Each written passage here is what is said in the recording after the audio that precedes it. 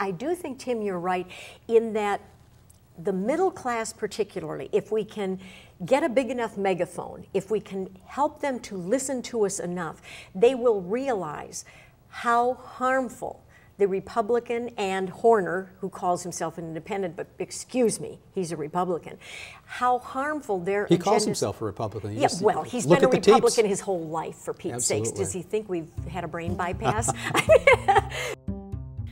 Democratic Visions is produced by volunteers for DFL Senate District 42. We're pleased to have talk show host Nancy Nelson with us. Nancy, welcome back to Democratic Visions. Oh, Tim, it's anything that has the word Democratic in front of it, I'm happy to be here. I like that attitude. A business owner and a broadcasting legend, Nancy Nelson currently hosts a highly informed progressive radio talk show on KTNF AM 950, the voice of Minnesota. You can hear Nancy every day from 5 o'clock to 6 o'clock during the week, and on Saturday afternoon from noon until 1 o'clock. Nancy promotes Minnesota values, opportunity for all. She's a proponent of the middle class and a fighter for civil rights, social rights, and economic rights. Nancy, all of the major candidates have appeared on your show, and real smart listeners have called in. What are they saying? What are those listeners saying to you?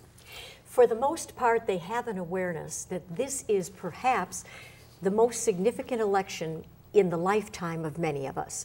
I believe, and many of our listeners believe, that this is the election in which Minnesota either takes a turn that is appropriate and recovers itself to the great state we were, or we're going to take a turn and go right off the cliff and we'll never recover our state again.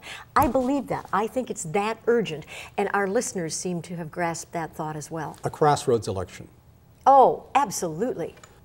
I have been concerned, as we have heard nationwide, and I think that we in Minnesota are guilty, I have been concerned that there, it seems to me, has been a lack of enthusiasm. It also seems to me that sometime about mid-September, that started to change. I don't know if it's because the kids went back to school and you can't get on the boat anymore and people are paying more attention. But the sense I am getting from our listeners and our callers is that, oh my gosh, I better pay attention to this. This really does matter.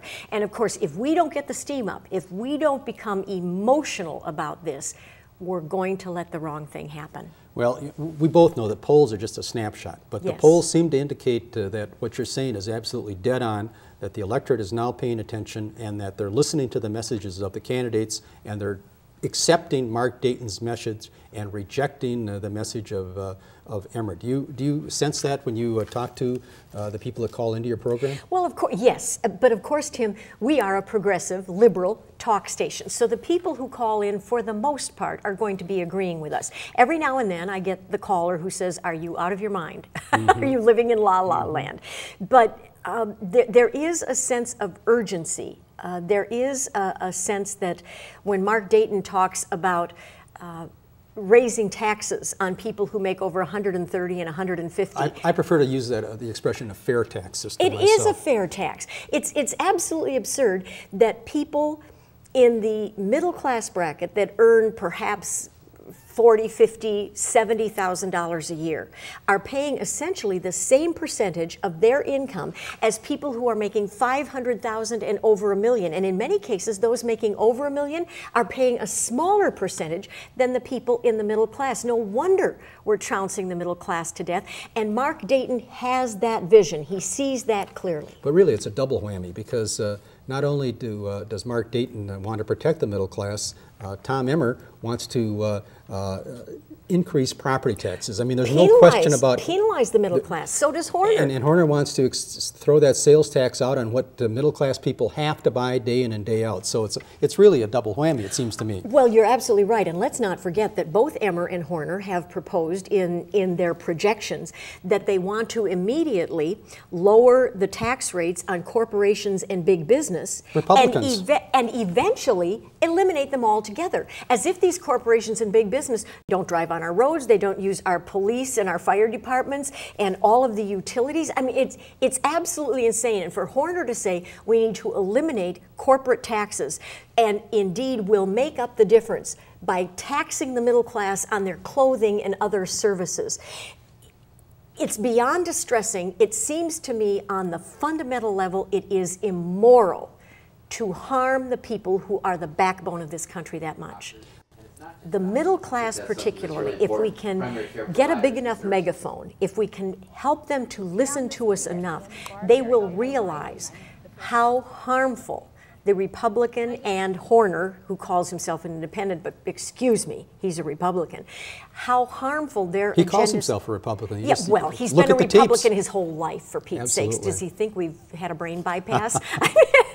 But they are beginning to understand, and we have to be louder and clearer than we've been, that the whole agenda on the Horner-Emmer side is to take care of the upper echelon, and the rest of us be damned. Well, you said it, and I followed. Okay.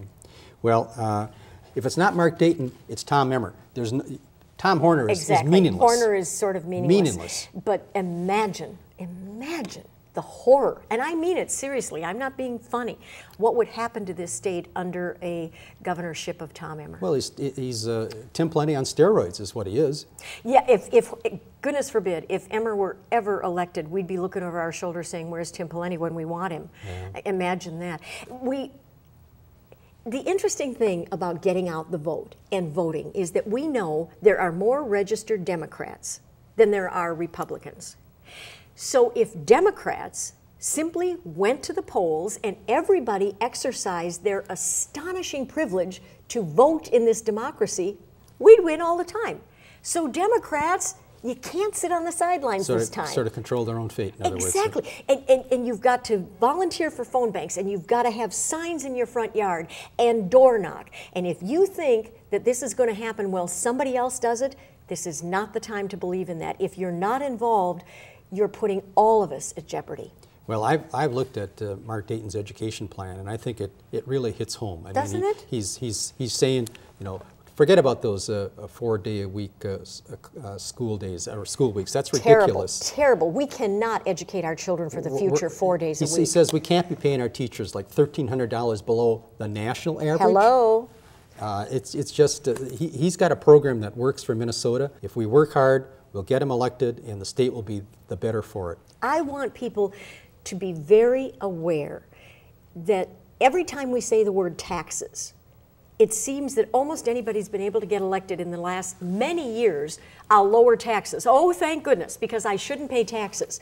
Bridges should fall down, roads should have potholes, firemen won't come to your house because the fairy godmother apparently pays for all of this. Taxes are what we pay for our services. And the middle class needs to read over and over again that Mark Dayton is not going to raise taxes on the middle class. It's going to be the upper class who will feel almost no sting of the tax raise, and it will relieve the middle class from the burden under which it now struggles. So what's your prediction? What's going to happen when you wake up on November 3? What you're going to open up the paper, what are you going to see? I cannot even, it has to be Mark Dayton. I mean, I will not even entertain another possibility. The thing that is crucial right here in District 42 and every place else is that we currently have a majority in the Senate, we have a majority in the House. When we have our Democratic governor, if he is going to achieve what he wants, we cannot burden him with a Republican majority. We've got to send every one of our Democratic senators and council and legislators back to the state.